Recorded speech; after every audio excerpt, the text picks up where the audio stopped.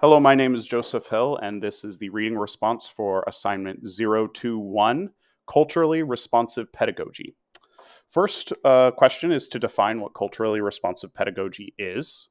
Culturally responsive pedagogy is an educational approach that connects students, cultures, experiences, and languages to what they learn in the classroom. It is a research based approach that aims to improve educational outcomes, address social barriers that cause disparities in student achievement, mitigate the effects of negative cultural stereotypes on student performance, and advance equity and social justice.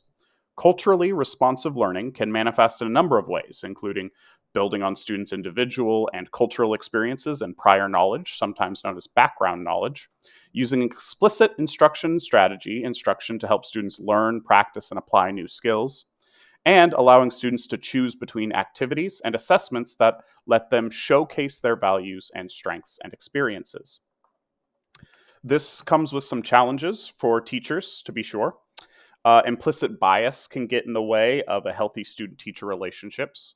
For example, if the teacher already has implicit biases to a response to a culture, that can get in the way of doing what's best for the student.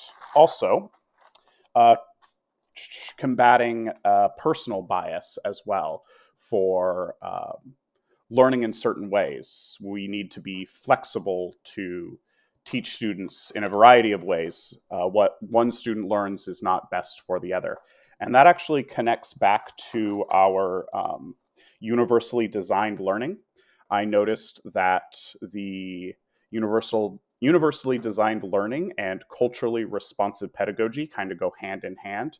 Things that I saw were in common were the tools that are used for culturally responsive pedagogy and universal design learning, such as using music, repetition, metaphor, recitation, physical manipulation, and ritual to help the learning process. Also, activating background knowledge. Quite a bit of universal design for learning uses students' background knowledge, as well as culturally responsive pedagogy wants to activate that background knowledge to make connections to the um, to the assignment they're learning on or working on right now. Finally, the last question, how might culturally responsive pedagogy relate to other ideas we've discussed in this class? I think I actually just went over that with UDL, the Universal Designed Learning. They meld hand in hand and go together. I would argue that you can't do one without the other.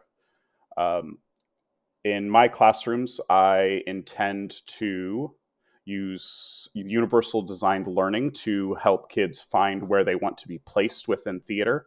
And I also want to be aware of, I want to be culturally responsive because everybody comes from a different background of either storytelling traditions or media consumption traditions. And I want all of that to meld together for a cohesive learning environment.